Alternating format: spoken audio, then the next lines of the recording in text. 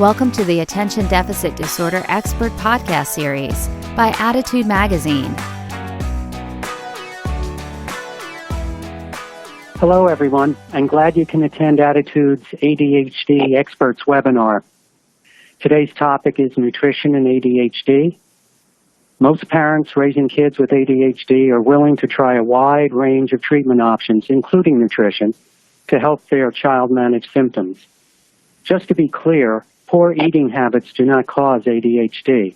And when it comes to controlling impulsivity, inattention, and other symptoms, medication and behavioral therapy are probably the most effective approaches. Still, parents have reported a connection between the kinds of foods their children eat and the behavior and symptoms. Now science is beginning to add credence to those observations. Dr. Sanford Newmark is here to talk about the benefits of nutrition in improving symptoms. You will learn about foods that might be causing harm and key nutrients your child might not be getting enough of. You'll also get the lowdown on food dyes, gluten sensitivity, and how it all relates to ADHD. Dr. Newmark is clinical professor in the Department of Pediatrics at the University of California, San Francisco, and Director of Client Services at the Osher Center of Integrative Medicine. He treats children with autism, ADHD, and other childhood conditions, combining conventional medicine with nutrition, behavior management, and other complementary approaches. Just a note here, today's webinar sponsor is Play Attention, Enhance Brain Health and Performance. Play Attention is the most comprehensive neurocognitive training program available, designed to strengthen executive function and self-regulation. But technology by itself is not enough. The mind also grows with good nutrition, exercise, coaching, counseling, mindfulness, behavior shaping, and parent training. These are all components of the Play Attention system. Call 800-788-6786 and learn how they can customize Play Attention for you. Their website is www.playattention.com, and when you call or go online, request a free professional consultation. Now, before Dr. Newmark makes his presentation, I'd like to conduct a little poll here. What is your primary connection to ADHD? 1, helping a child you care for with ADHD. 2, helping yourself or another adult with ADHD. Are you a teacher? Are you a professional with patients or clients with ADHD? Or other, number 5. While you're taking the poll, I'll mention a few things about our webinar interface. The widgets on your screen are completely resizable and movable. You can submit your questions through the Q&A widget. Dr. Newmark will answer as many questions as time allows. So now let's see the results of the poll. Okay, as helping a child I care for with ADHD, and also a professional with patients. Those are the two that sort of lead the poll. So, with all that being said, let me turn it over finally to Dr. Newmark. Thanks for being here, Sandy.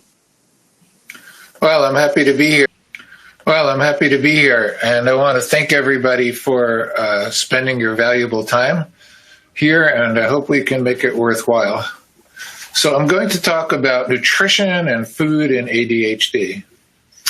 In the past, this was something that resided in the realm of alternative medicine, but it is now rapidly becoming more mainstream as more and more scientific studies show that nutrition really does have a role in ADHD.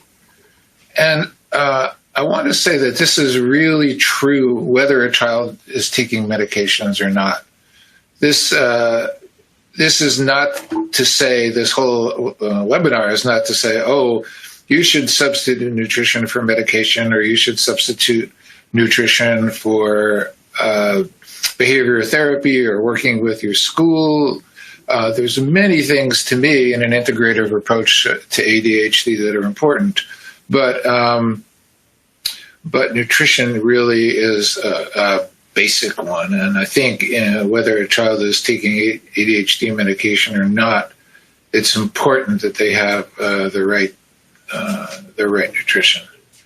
Now, that said, it's also true that it's impossible to predict the role of nutrition or how greatly what a child eats will affect their behavior, because children are so different.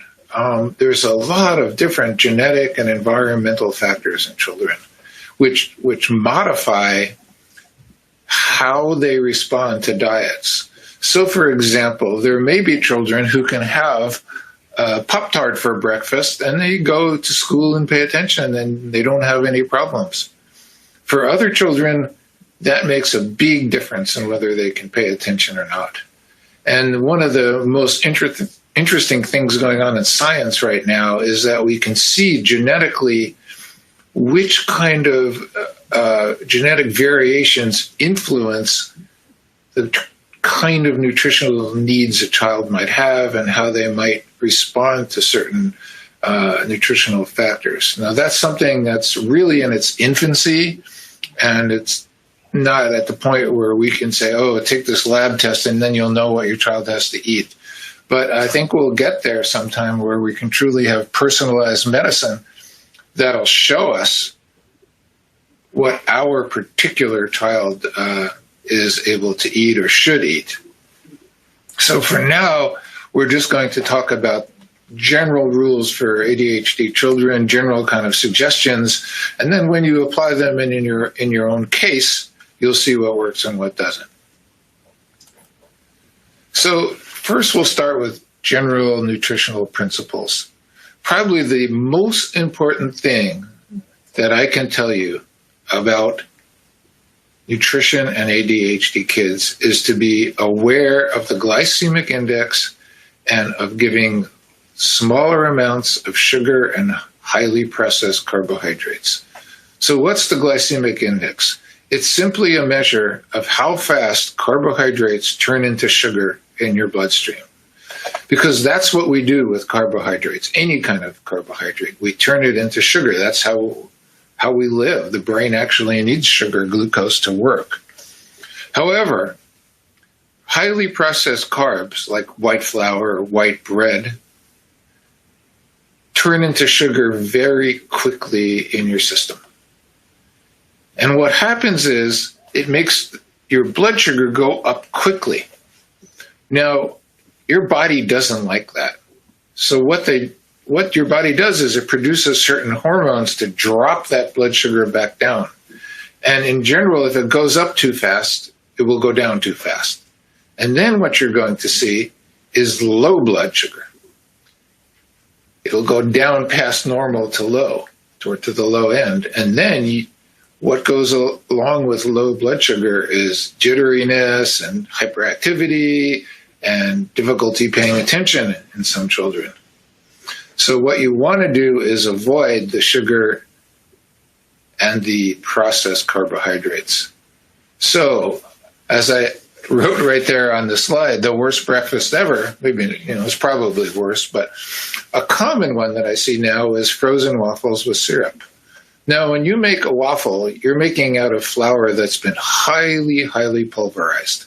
So the enzymes can get to it very, very quickly, the digestive enzymes. So that turns into sugar really quickly. Then you're putting sugar on it in the form of syrup. And what you've got is sugar. I mean, I've often say you might as well take a funnel and put about 12 teaspoons or 20 teaspoons of sugar in it and pour it down a child's throat, because that's what it's going to turn into very quickly. So that's one thing. Really watch the carbs. The other thing is avoiding all artificial colors and flavors. We know that artificial colors and flavors cause hyperactivity and decreased attention in all children. Or should I say that it causes it in some children, even those who don't have ADHD. Like, as I said before, in some kids it probably doesn't cause a problem. But I can't tell you the number of parents who have told me that they notice if their child gets red food dye or yellow food dye, they go off the wall. They go out of control quickly. In Europe, this is so well accepted that on foods with certain artificial colors, there is actually a warning label. It says, this food will cause your child to be hyperactive and less attentive, or something like that. Our FDA hasn't seen fit to do that. But there's really no reason to have artificial colors or flavors in a child's diet. They have no advantage. So I would really just watch out for them. I also wrote that, especially for breakfast and lunch, because that's what's most affecting how your child does at school, you really want to try and give the optimal nutrition. Dinner is not quite as crucial because they're only going to go to sleep afterwards, but it doesn't mean you give them junk food. A lot of times it's where they get a lot of their nutrition. And then, it's okay to relax on weekends over special parties and that kind of thing. I think it's important not to be too dogmatic, never let your child have a dessert or never let your child have this or that, because I think that can result in resentment and rebellion and possibly even eating disorders later in life, although we don't know that scientifically. So it's okay to give a little ground for special occasions on weekends, a dessert or day, that kind of thing. So what are foods to avoid? So white bread, crackers, chips, cookies, except for the one dessert. All those things you want to try and not give them any more than you have to. Any kind of soda, even diet soda. Current research has shown that giving diet soda with aspartame or one of those artificial sugars actually increases craving for sugar. So I would avoid those completely. And even juice, although in some ways it's healthful being made directly from fruit, if it is that kind of juice, we really try and limit it to 1 cup a day because it is a really high sugar food. Pasta is a little less high in the glycemic index than white bread, especially if it's not cooked too much, if it's al dente, as they say in Italy. So you want to avoid a meal that is sort of just pasta, maybe with some butter on it or something. Now, I think pasta served with a protein, like pasta with chicken or pasta with other meats or fish, shrimp, and some vegetables and stuff can be part of a really healthful meal. But I hear of too many kids who just dinner will be pasta with a little butter on it. That's just not a good meal. And then processed meats like salami and bacon, those have preservatives like nitrates and nitrites in them, and they actually are known to cause cancer eventually, not in children, but a lifetime of eating them will increase risk for cancer. They do make those that are preservative-free, and those are better. But you don't want a diet very heavily based on processed meats. That's also something to avoid. Well, what do we want to encourage then? What is your child supposed to eat? So proteins. Proteins are very important. They're digested slowly. They don't cause a sharp increase in blood sugar, and they're very important for building muscle, for building bones, for any kind of growth. So, of course, meat has protein, soy has protein, dairy has protein, beans. I put beans in red there because they are just such a terrific food. They are high in protein, they're high in fiber, they are low in calories, they are cheap, they're easy to make and eat. So I think people just don't think about beans as a protein source enough. Lentils especially have a very high protein content. Seeds are really good too, pumpkin seeds, sunflower seeds, and nuts. Nuts not quite as high in protein, but they're still very healthful. They have healthful fats. They have protein. They have some fiber, and they're really good. So that's the protein sources I would look at. The other thing is healthy carbs. So what's a healthy carb? I said real whole grain bread. Now, what does that mean? Well, what I mean by that is a real whole grain bread is made out of just whole unprocessed grains. Because you will see something that says whole wheat bread out there on the supermarket shelf, and all it is it'll have a little bit of whole grain bread, and the rest of it is just white bread. It'll basically be the same consistency as white bread, but it'll be dyed a little. It'll look a little brown. A really good whole grain bread, you should be able to see the seeds and fiber in it. And if you squish it in your hand, then it shouldn't crumble into a little tiny ball like white bread will, but will really have some resistance.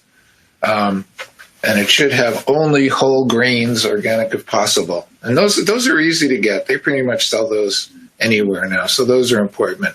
Whole grain cereals are great. When you get cereals, you want to make sure there's not a ton of sugar in them. So many cereals have high amounts of sugar.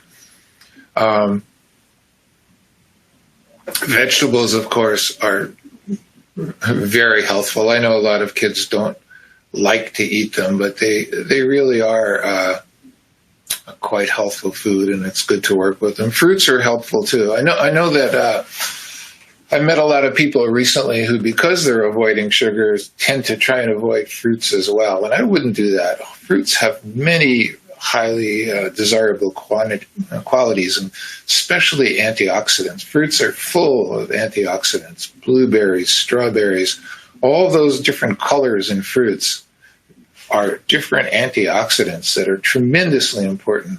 We actually know that kids with ADHD are low on antioxidants, so I would keep on eating fruits and try and balance with some vegetables. Now, I wrote smoothies are your friend. Why is that? Because smoothies, in my experience, are a really good way to get very good nutrition into kids easily.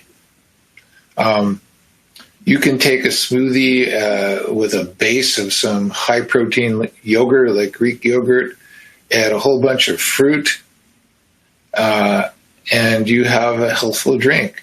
Some kids will even eat them with vegetables added. You can add fruit and even a little bit of spinach. If you have a Vitamix, that's great, but any kind of good food processor will work. And some people even add supplements and, protein powder or something like that to smoothies. I think one of the tricks is to have your child help with the smoothie and start with it very light. Don't start a smoothie adding everything you can think of and expect the child to drink it. Just ask them what they would like in a smoothie, and do you want a strawberry drink? And, make it with strawberries, and you can even use a little sugar in this and make it smooth and make it light. And then you can start working with the kind of smoothies they will eat. So that's a really good thing. I didn't write down on this slide about fats, but I should really talk about fat is also something that got a bad reputation, but fats are actually really, really important. You have to have good, healthy fats. We'll talk about one particular fat called omega-3 fatty acids in a little while, but just the kind of fats you use in daily cooking are really important. Olive oil is is a monounsaturated fat. We like monounsaturated and polyunsaturated fats the most.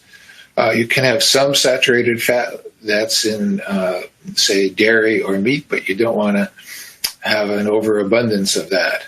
So I encourage people to really look at cooking with and putting on your salads like olive oil or canola oil or even almond or walnut oil. All of those oils are really good and very helpful for the brain and the body.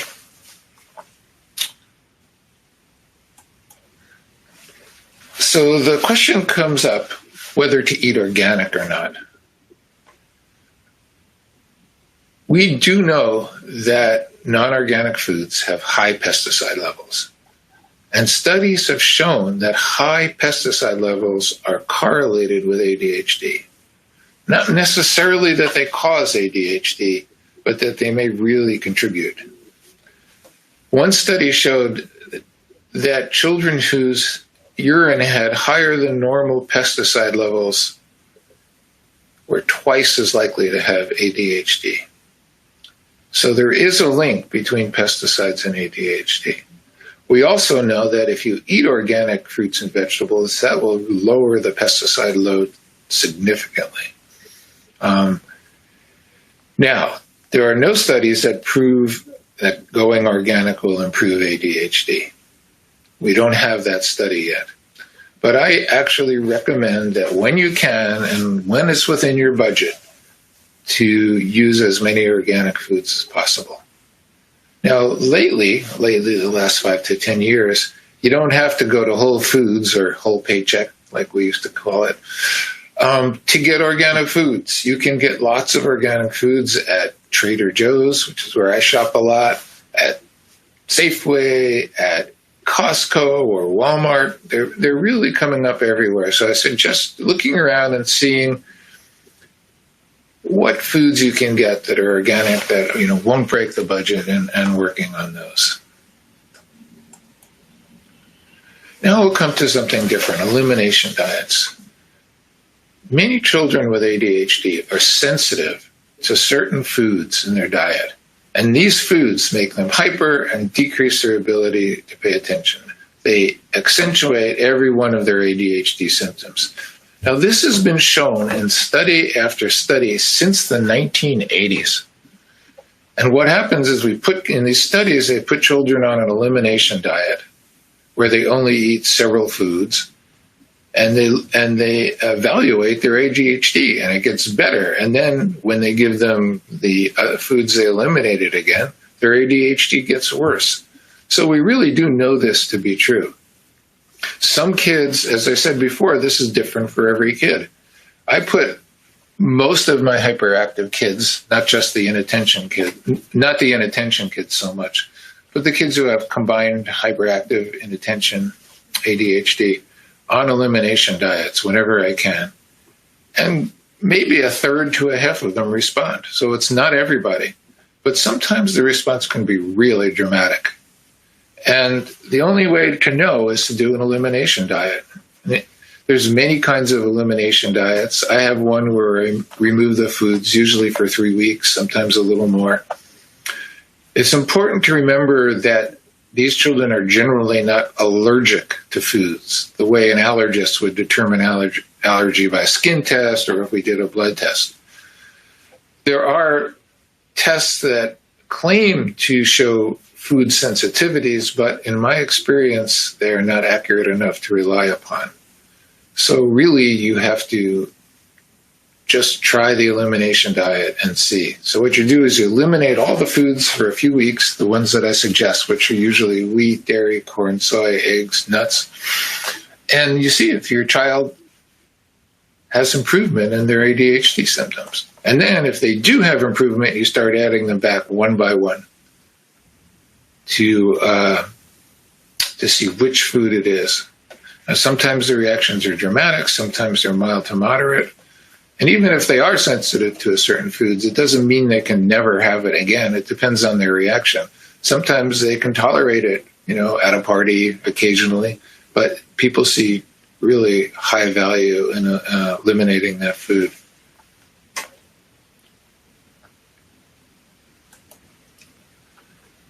Now, there's something called omega-3 fatty acids I talked about. These are a kind of fat that is crucial to brain function. Now, why they're crucial is this is the fat that actually lines the nerves that are in your brain. And when omega-3 fats are lining these nerves in what we call the myelin sheath, impulses can be transmitted quickly. That's what they do, is they help increase the transmission of these impulses. if you don't have enough omega-3s in your diet, what's going to happen is that your body will use another kind of fat called omega-6s, which are found in breads and soy and all kinds of carbs, to replace those omega-3s, and then you will have slower transmission. Omega-3 fatty acids are mainly found in fish. There are non-fish omega-3s, for instance, in flax or chia seeds. Sometimes you'll see eggs that claim to have omega-3s. But all of those are in precursor form, and your body has to convert those to the important omega-3s in order to work. And not everybody can convert them. In fact, lots of people can't convert them at all.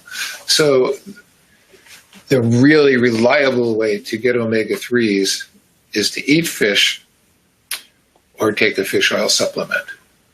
Now, I know that many children are not going to eat fish like 5 times a week. And so then I recommend fish oil. And multiple studies have shown that fish oil is beneficial for ADHD. This is one of the most studied supplements for ADHD we have.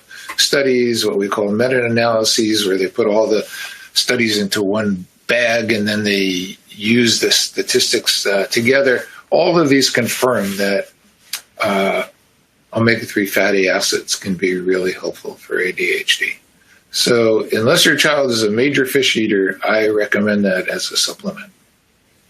That reminds me, though, talking about children and fish, a lot of people ask me, well, how do I get kids to eat what you're telling me they ought to eat? My child likes to eat macaroni and cheese and pasta and milk, and that's all they'll eat, and what am I supposed to do? Well, it can be hard. I definitely know it can be hard. And sometimes these dietary changes can't be made all at once. But it is your responsibility to feed your young child what's helpful for them. So the maxim I like is that it's your job to offer your children the foods you want them to eat. And it's their job to decide whether to eat them or not. So what this means in practice is you don't offer them foods that you don't want them to eat anymore. In other words, if you think they eat too many crackers or white bread, you stop offering that and you offer something healthful instead. And if they eat it, they eat it. And if they don't, they don't. No child is going to suffer from missing a meal or two. And eventually, almost all of them come around. And as I say, you don't have to do this all at once, but it's really important to start moving toward a healthful diet. And you don't have to worry about your child starving or getting sick because their intake goes down for a while as they adjust to what you're offering. So that's really important. Sandy, I just wanted to interrupt you for 1 second. We've gotten a lot of questions about adults. Do these same nutritional principles apply to adults? Sandy, I just wanted to interrupt you for 1 second. We've gotten a lot of questions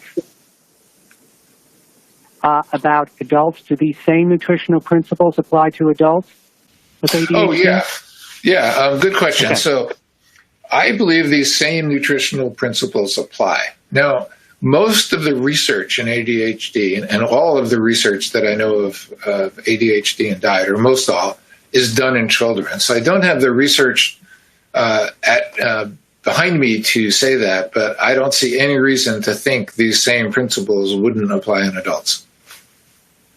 Okay. A little thing about fish oil. It's available in large capsules, as many of you have seen, the big giant ones, and smaller capsules, liquids, and gummies. The problem with the gummies, although they're very attractive, is that they have very little omega-3 in them. And they're generally, unless you're going to give like 12 gummies a day, it's not going to work. What you want to look for is the total amount of EPA and DHA. Those are the crucial omega-3 fatty acids that are in the product you're getting. And it can vary dramatically, even in the same amount of fish oil. And I gave you some just general guidelines there for what might be appropriate doses. Another thing that is important is iron. Iron is very important for normal brain function. And now that's not so, well, not being anemic is important too, but even in kids who are not anemic, who have enough iron in their red blood cells, when we measure ferritin, which is the circulating iron, the iron going to your brain in a different way, that is really crucial for ADHD. And we know that kids with ADHD tend to have low ferritin levels, and that if you give them ferritin, if you give them iron, they actually get better. There's a number of studies showing that, and we can even see the pathways by which that works. The problem is a lot of people just get a finger stick or something where they check the hemoglobin and hematocrit, and they say, oh, my child was checked, they're fine. Well, that just checks for anemia. That does not check ferritin. So my advice is for everybody to ask your pediatrician to draw a lab and get the iron, and as I'll talk about in a minute, the zinc level as well. So, and I also check a vitamin D because so many kids are low. As I said, zinc is important. Low zinc levels are correlated with ADHD. In one study, which was very interesting, they took kids who were taking a stimulant for ADHD and they added zinc. And when they added zinc, they were able to decrease the amount of stimulant for optimal results pretty significantly. And when you can decrease the amount of stimulant the child needs, you're doing them a service because it'll decrease the side effects if they have any, and it's a good thing. You can try zinc-rich foods, meat, shellfish, legumes, seeds, and nuts, but also it's pretty easy to give a supplement if it's low. I did want to tell you a story. I just was reminded about this. There was one child I saw who had very significant ADHD. He was getting 50s and 60s on his tests, and his mother was really wanted to start medications, but in her mind, she wanted to check off everything else that she could possibly do just to feel better.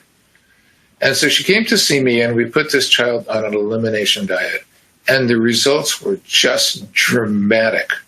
Almost within a week, his grades started to go up, his attention started to go up, he was having less behavioral problems. And it turned out with him, gluten and casein were the most significant offenders, but there were other foods that actually bothered him.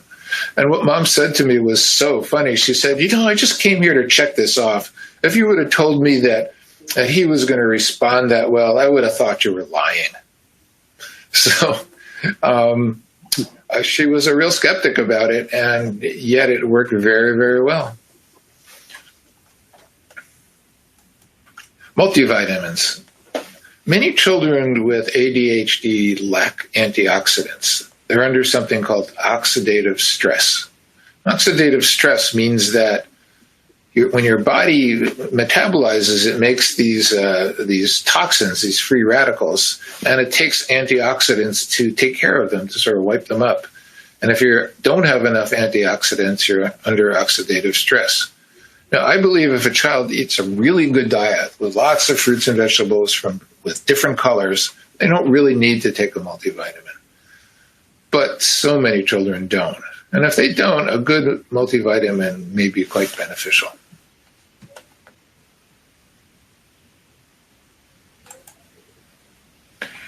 Okay, so I think that's where I'm going to stop. And Okay. And I am ready to answer questions. Yes. A lot of parents. Yes. A lot of parents have talked about sugar and trying to eliminate it from their children's diet. They asked about sugar substitutes like stevia or honey or something like that. Is that harmful, or will it not improve the ADHD brain, or will it compromise the ADHD brain using those instead of sugar? Yeah, so there's a lot of information. You have to distinguish between two things. Artificial or alternative sweeteners that are literally not sugar, and then something like honey or brown sugar. Honey is just has sugar in it. Although it may be healthful in some ways, it still has all the sugar in it and will do the same thing to your blood sugar. So that's not really a substitute. And there's absolutely almost nothing better about brown sugar than white sugar. It's maybe a little less processed, but those are just sugar. On the other hand, you have artificial things like, not artificial, but alternatives.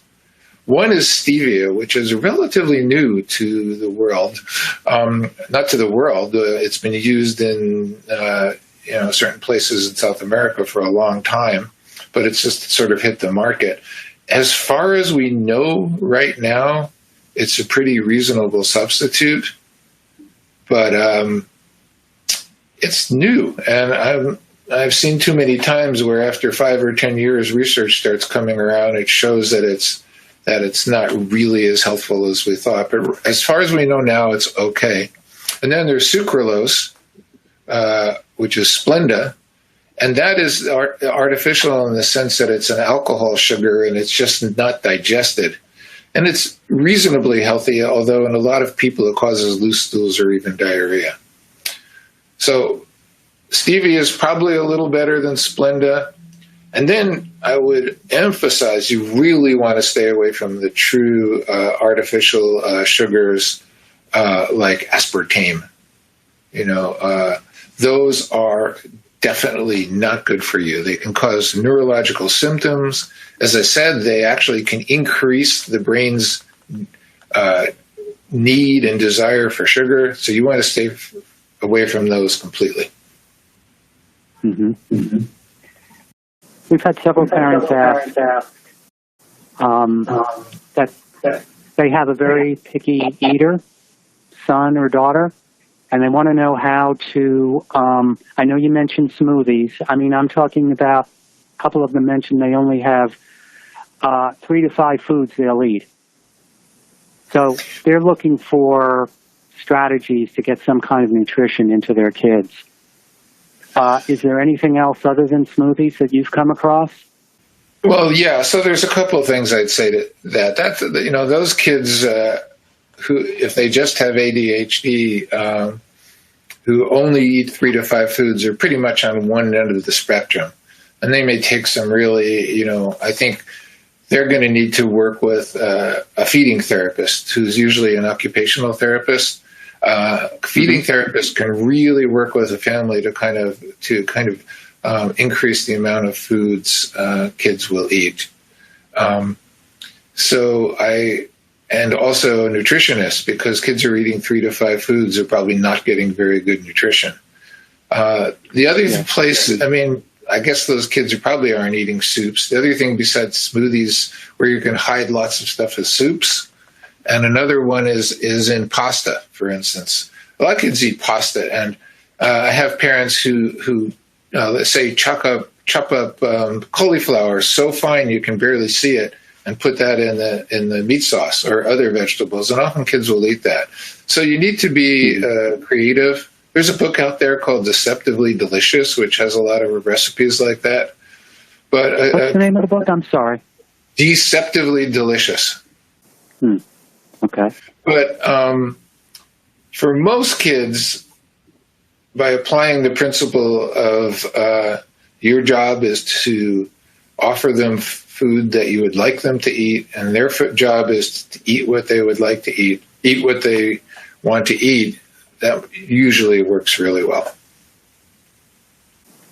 Yeah, a couple of these parents, I just want to sort of get closure on this. A couple of the kids have sensory problems, and that's sort of limiting and ADHD, so that's sort of limiting the range of foods that they'll eat. So yeah, I would imagine. Go ahead. Yeah, I was going to say, this is also true of kids with autism, who I work a lot with, who have very, very limited diets.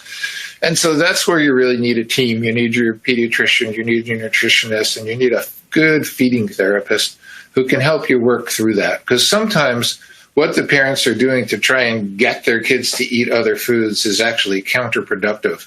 Kind of trying to force it on them or bargain with them. And there's ways to do that, especially for kids that have sensory issues, that you should have a good feeding therapist to help you work with. Those are usually in the field of occupational therapy. Okay. Now, I know you mentioned limit sugar.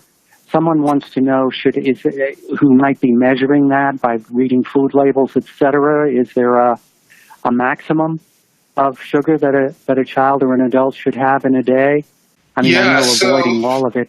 Oh, yeah, so there's lots of different opinions. For adults, often people talk about 5 teaspoons or 25 grams of sugar a day. And that's probably not a bad idea for kids either. Maybe it can be a little more lenient.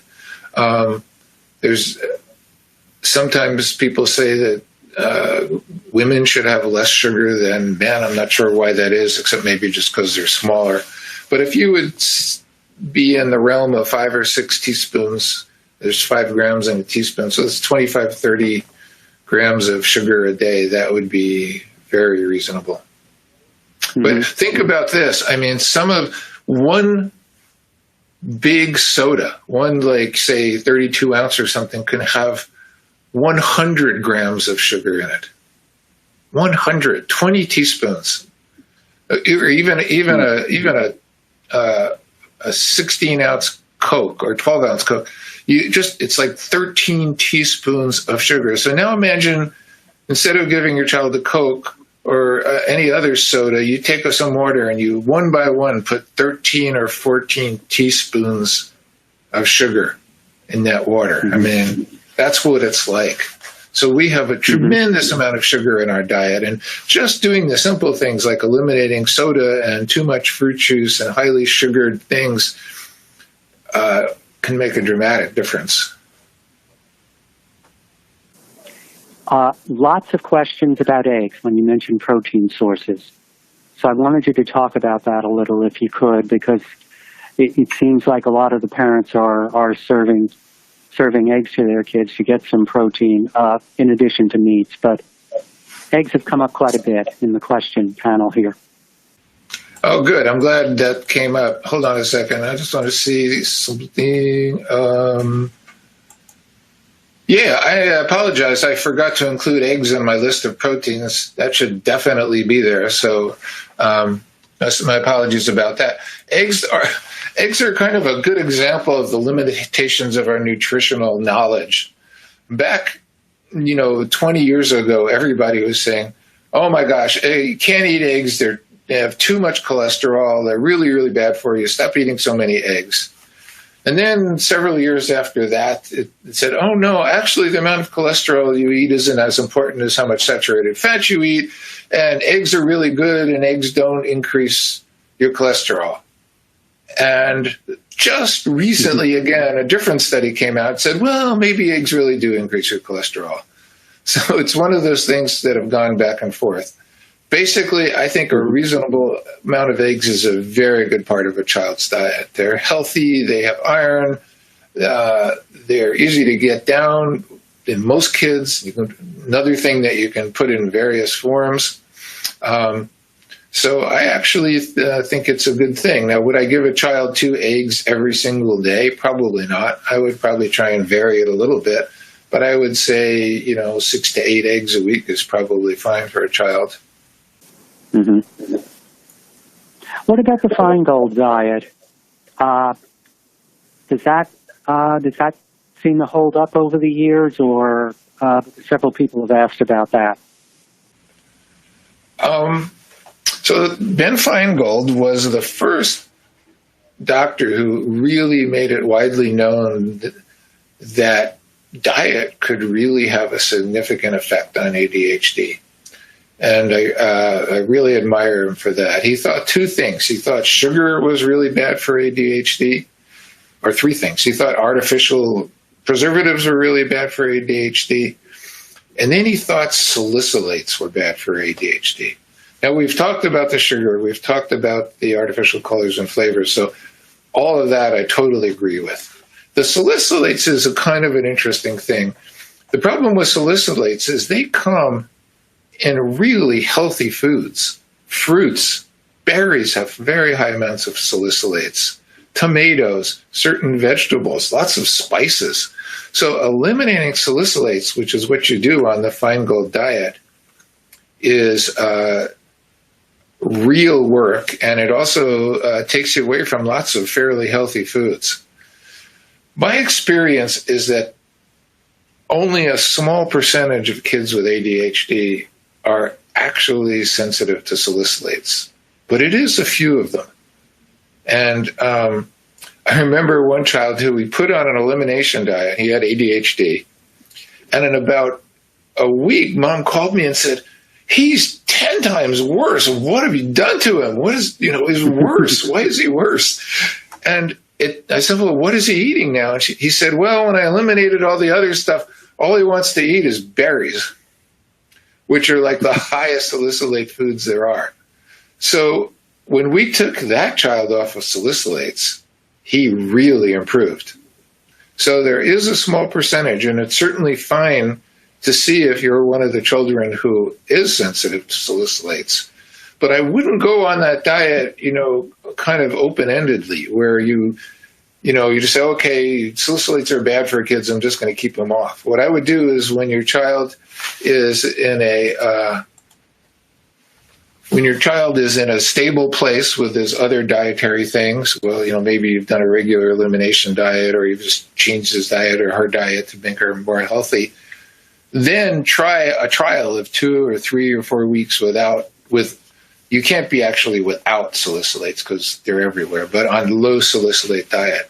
And if that works for you, great. But if it doesn't, then these are healthful foods, and I would go back to them. The Feingold, there's still a Feingold organization, and their diet is, they have a good website, and you can learn lots more about it there if you just Google Feingold diet. How do you spell salicylates? Salicylates. Okay. I think a few people want to Google that. Another question about what should be checked in a child with ADHD in terms of blood work. You mentioned zinc, ferritin, vitamin D. Anything else this one person asks? Yeah, so my basic, if there's nothing else that's suspicious, is a blood count, CBC, ferritin, zinc, vitamin D, and sometimes I check something called anti-gliadin antibodies. Those are antibodies that some people who are sensitive to gluten produce. And if those are high, that's a very big clue that you're sensitive to gluten. They're called anti-gliadin, GLIADIN antibodies. Now, the problem with it is that if you don't have them, it doesn't mean you're not sensitive to gluten. So I would still do the elimination diet, but it's something that if it's positive, it really focuses your attention and makes it more likely that people will do it. So I'll often check that as well while I'm at it. But often, if you ask a pediatrician, they'll be pretty reasonable about getting a CBC, ferritin, zinc, and vitamin D.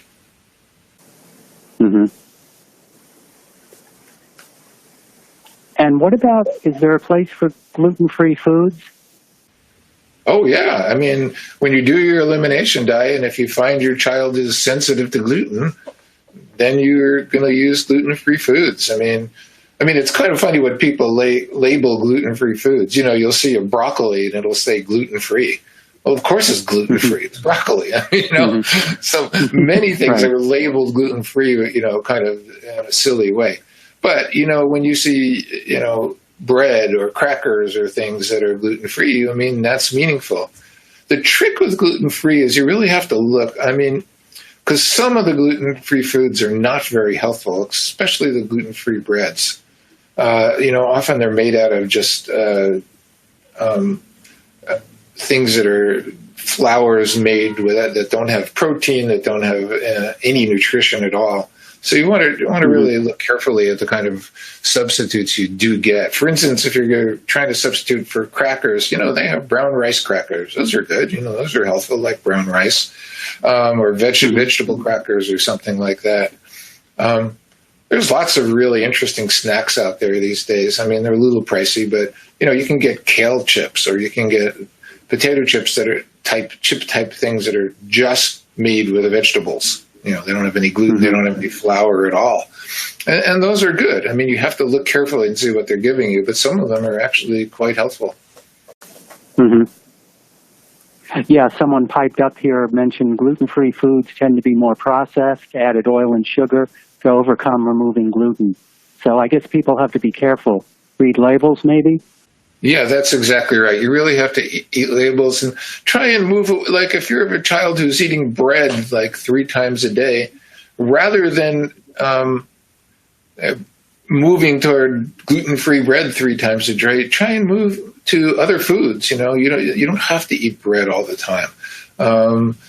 Try and have much more healthful snacks than crackers, say. Have hummus for a snack, or carrots dipped in yogurt or something like that. So be creative so that you don't have to just buy gluten-free, flour stuff.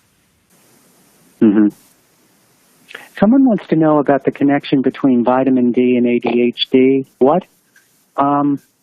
There's not as much research on vitamin D and ADHD, but there are a couple of studies indicating that lower vitamin D levels are associated with ADHD.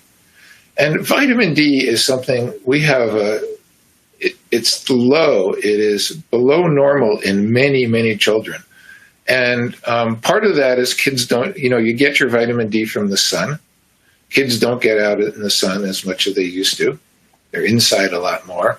Also, if you put on sunblock, then your body can't absorb vitamin D.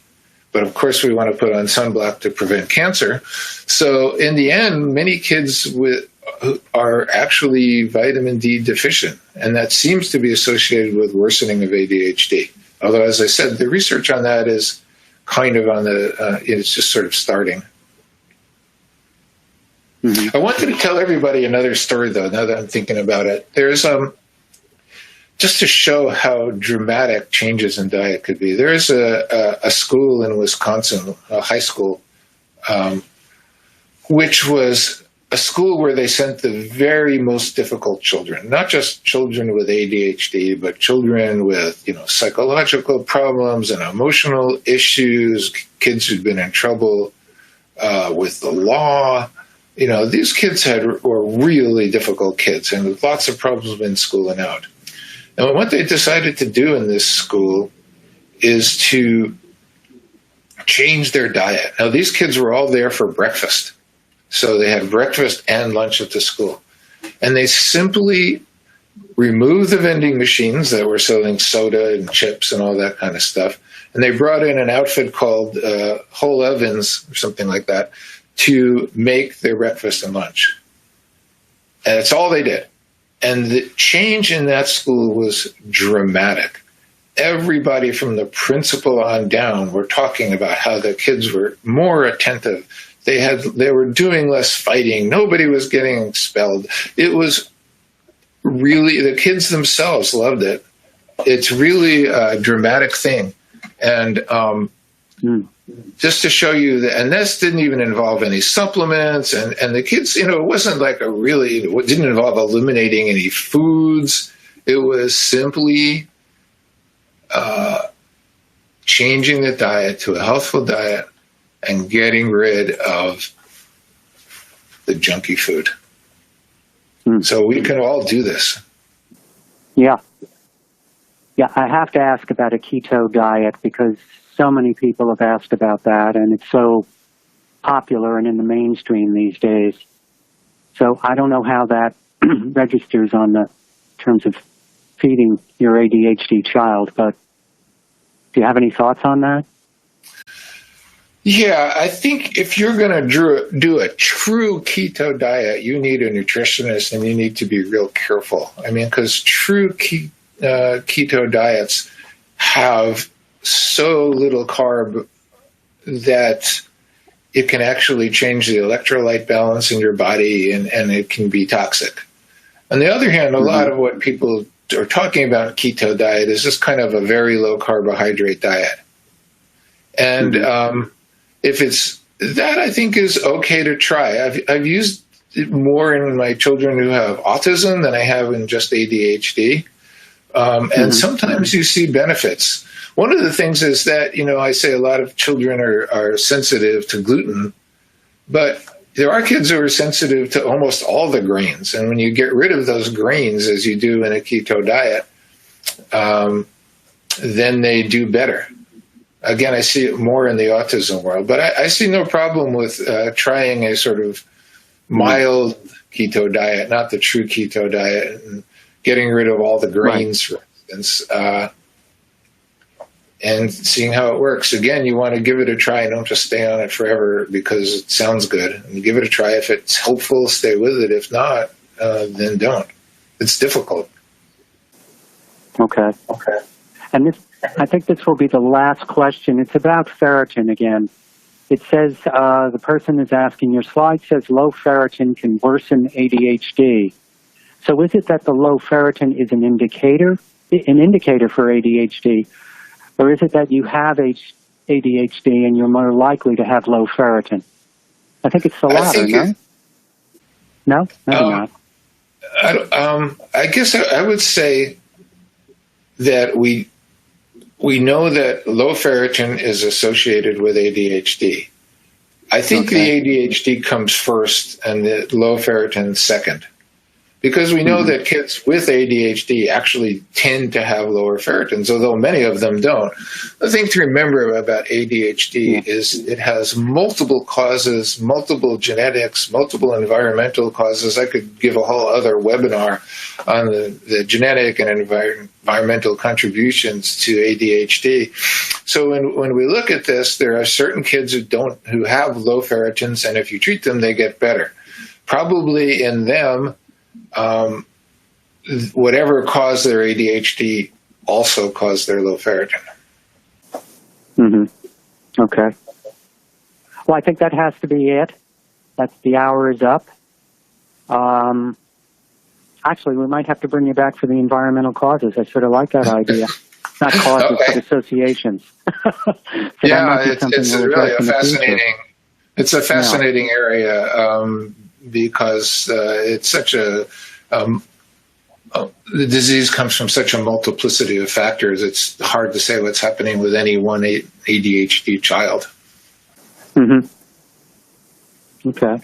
Well, thanks so much for being here, Sandy, and sharing your expertise. I found it enlightening. I'm sure everyone else did as well. And well, you're welcome. It was really my pleasure. Thanks again.